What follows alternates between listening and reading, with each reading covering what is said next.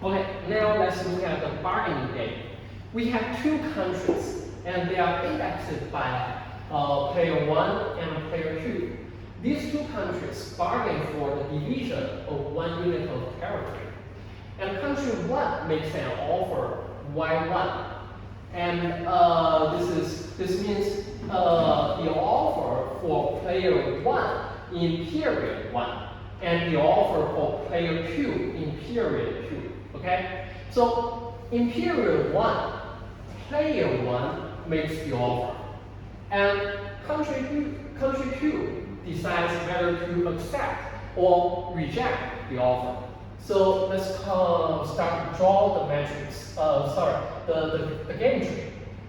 In period 1, player 1 first made the offer. And the offer is Y11 and Y21. And player 2 decides whether to accept or reject. If country 2 accepts the offer, the territory is divided according to the offer, and the game ends. If country 2 rejects the offer in period 1, then country 2 makes an offer in period 2. So this time, if country 2 rejects, it is country 2's turn to make the offer, and the offer is Y12, Y22. And country 1 responds by accepting or rejecting.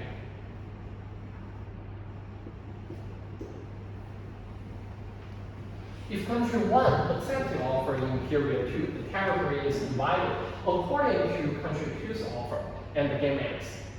If country 1 rejects the offer in period 2, then the game also ends, and the territory is divided according to a status quo division. So it basically means if the game ends here, the territory division remains at the status quo.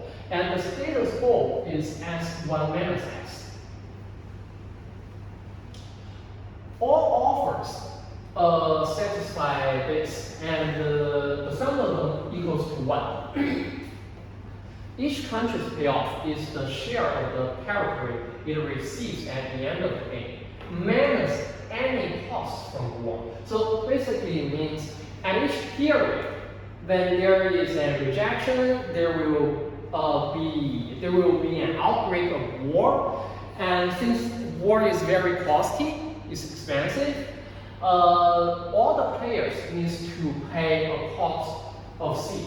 Okay? So I will underline here. Each period, an offer is rejected, each country incurs a cost C due to war that reaches over the territory. So for example, if the offer is rejected in the second period, the payoff of country 2 is what? So we know when it is rejected, it will remain at the status quo, and the status quo is 1 minus S. But there are 2 wars because there were 2 rejections. So you need to discount the cost of war. And for player 2, the payoff is 1 minus S, 1 minus 2C. Okay? And what will be the payoff for player 1 in this case?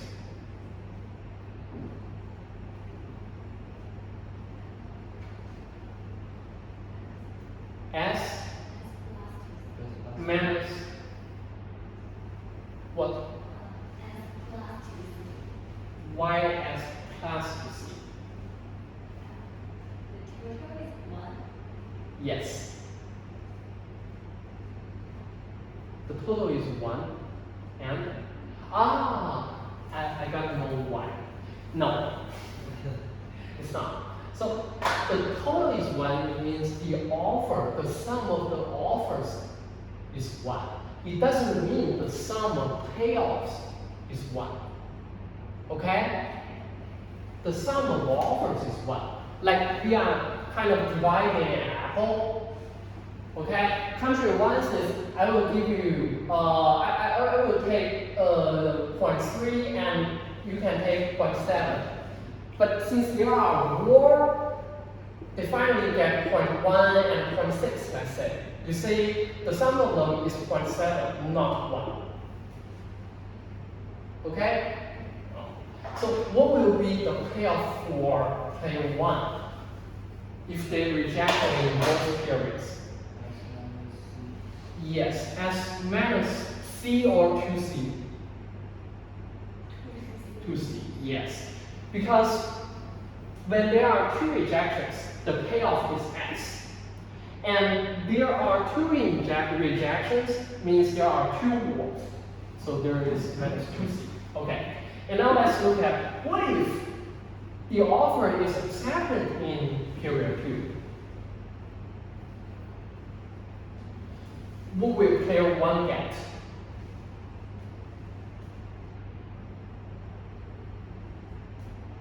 You get an offer, right?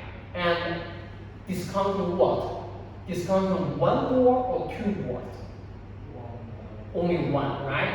So this is the offer, and it is accepted, so player 1 will just get the offer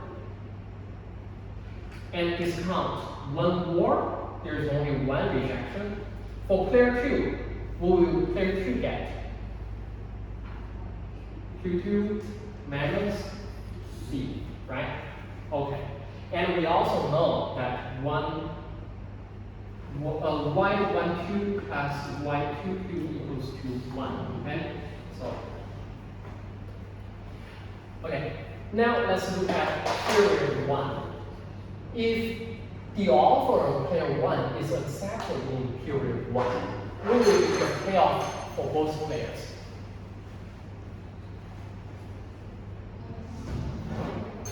Exactly 1, 1, 1 and y2, 1, right? So the offer is accepted, they will just get the offer. Okay? Right. And now we need to specify what offer is country 1 willing to accept in period 2.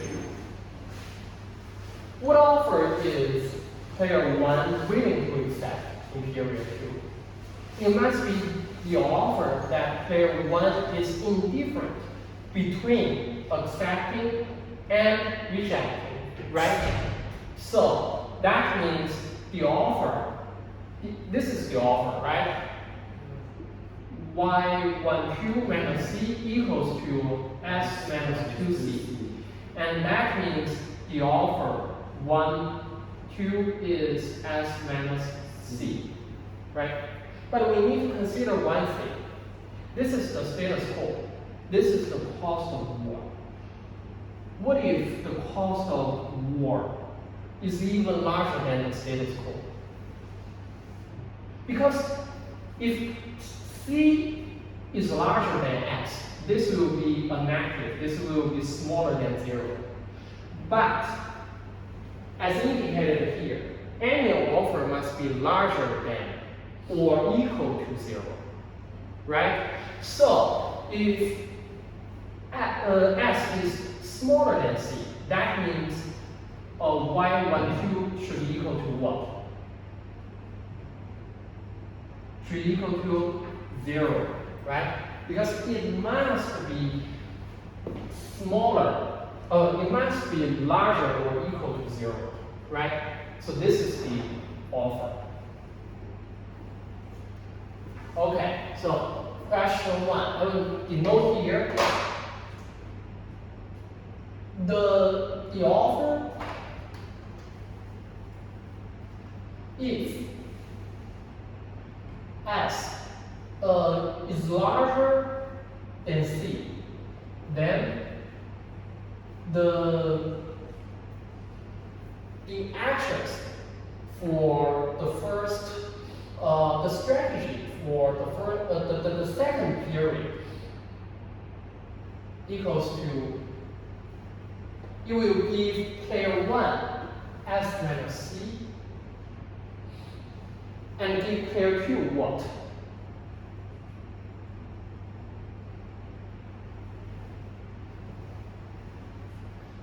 This is part for pair 1. So what is the part for pair 2? Exactly. It is 1 minus S plus C. This is the offer for pair 2, right? And now let's also write down the payoffs of each pair. For pair 1,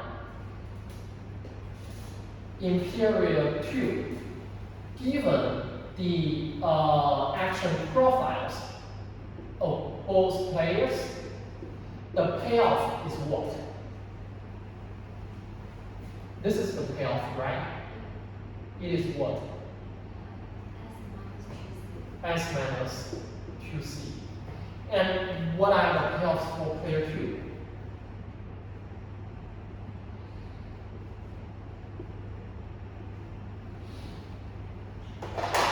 We see this is the part player 2, or this is the action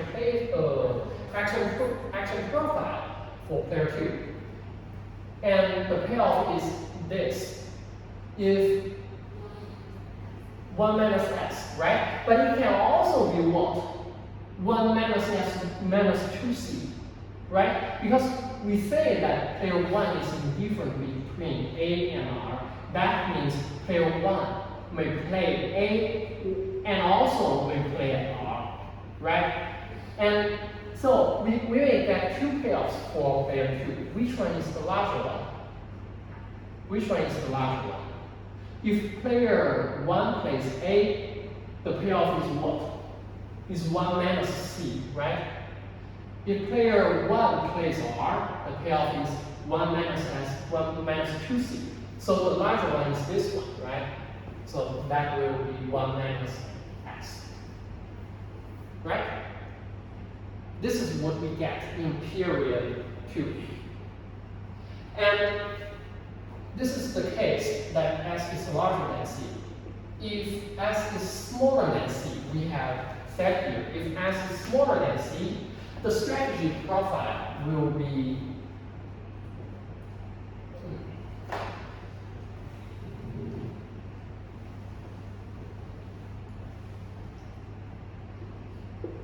equals to what? It will give player 1 0, and player 2 will take 1. And what are the payoffs?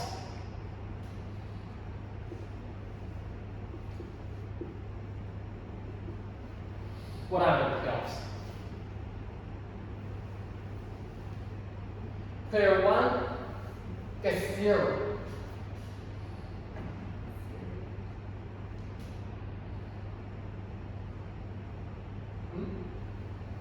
Which one is larger?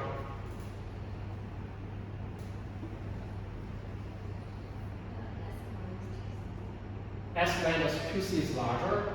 So here, if S 0, this is minus C, and this is S minus 2C. If you want to compare, we need to use minus C discount S minus 2C, and that will be C minus S. And we said that C is larger than S, right? So this is larger.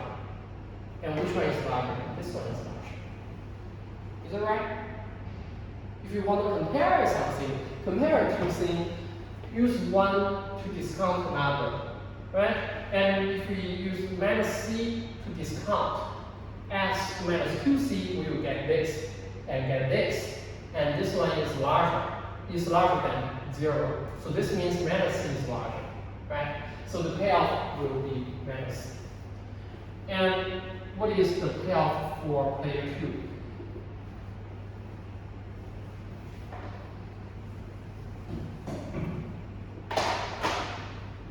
Here, player 2 will get 1, so this is 1 minus C.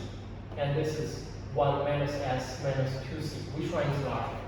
We use 1 minus C minus 1 plus S plus 2C.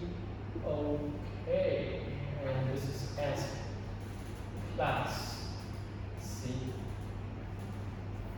Am I right? Yes. And this is larger than 0. So you will, which is larger. This is also larger. So player 2 will get 1 minus C. Right? Okay? So this is basically, we write down the strategy profiles in period 2. And also the payoffs of each player in period 2. Given the relative amount of S and C. Okay? So, in fact, we've already answered lots of questions. So in the first question, we need to specify the threshold, which is R upper Q, and which makes player 1 indifferent between A and R. We already counted the threshold, so it will be S minus C or 0. Okay? And second, we need to specify an offer that country 2 is willing offering in equilibrium in period 2. So it's asking what will be the actual profiles of player 2. What offer will player 2 propose in the second period? And we've already written it here, right? So you can see these are the offers. Right? These are the offers. So the second question is also finished. And the third, determine what offer is country 2 willing to accept in period 1. Period 1. So now let's move to period 1. And we need to specify a threshold that player 2 is indifferent between A and R. Right? In period 1. So let's see.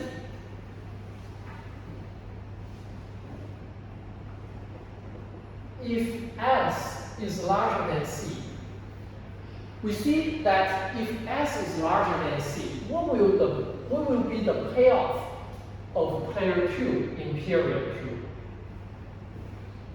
What will be the payoff of player 2 in period 2? It's this one, right?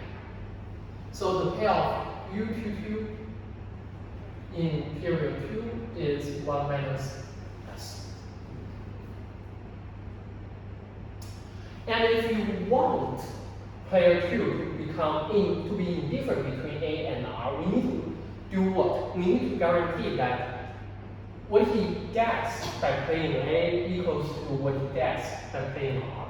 And that means what? That means Y21 equals to what? Equals to this, right? So Y21 equals to 1 minus S. And what will be the offer for player 1? We know that the sum of the offer must be equals to 1, and we have Y21 equals to 1 minus S. So Y11 will be what? Is S, right? So what do we get here? We get that in period 1, if S is larger than C, then the strategy profile Y1 will be S and 1 minus S, right? And their payoff is what? It is exactly as 1 minus S, right? Because player 1 is indifferent, player 2 is indifferent between A and R, so he may choose A and get S 1 minus S. And similarly, if S is smaller than C, what will be the payoff of player 2 by playing R? What will be? It's this, right?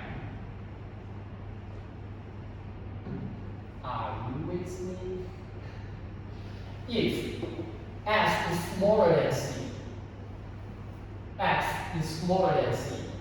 what will be the payoff of player 2 by playing R in the first period? If player 2 plays R in the first period, you will get to what? Get the payoff of this in the second period, right? And the payoff in the second period is this, right? So by playing R, player 2 gets a payoff of this, 1 minus C. And if you want player 2 to be indifferent between A and R, what will be the offer proposed by player 1? You will read that this equals to what? 1 minus C, right? So the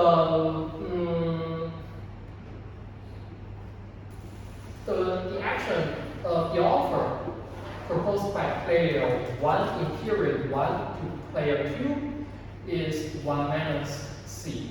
And what is left for player 1? It is C, right? So here we got the action profile in period 1 of C, 1 minus C. Okay? So let's give a summary. We can see here, if S is larger than C, this is the action profile, or we can say that the actions of this range. And if S is smaller than C, this is the action profile. Also this here. And in period 1, if S is larger than C, the action profile is this. We are talking about this range. And if S is smaller than C, the action profile is this one. We are still talking about this range. And by backward induction, we are doing what? What we are doing is to let the players who make the decision of whether to accept and reject to make them indifferent between both actions, right? We give them a very good offer, and they are indifferent between both actions. And what is the outcome, or what is the result? The result is the game will always end in the first period. Because what? Because player 2 is indifferent between A and R. You will give her the same action. And if the game continues, you can see she will get an even worse payoff.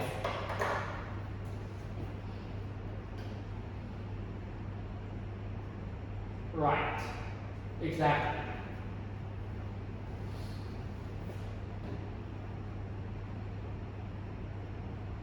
Okay. Now let's come to question 4. Specify an offer y1 that country 1 is offering in equilibrium period 1 depending on blah blah blah. So this is what I'm writing, right? This is the action profiles of period 1.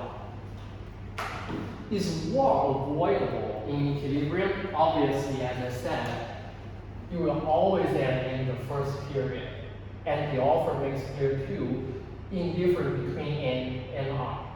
So if player 2 will accept the offer, there will be no war. So war is avoidable in this equilibrium. And draw a graph with C on the horizontal axis and X on the vertical axis, indicating the region where various offers prevail. So I just draw here. We have C. We have S. And we can see if S is larger than C, it is this part, right? And the payoff, the action profile will be this, right? And which will be neutral.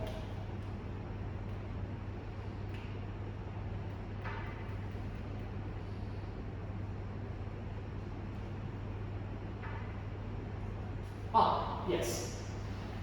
If S is larger than C, this is period 1, right? This is period 1. And this is the actual profile for period 1. As we said, the game will always end in period 1. So this is what we get. Equals to S1 minus S, right? And this is the part that S is larger. This is in the case that S is larger than C. But if S is smaller than C, the action profile is C1 minus C, right? And does country 1 benefit when the cost of war C is higher? So for country 1, if S is larger than C, its payoff is S.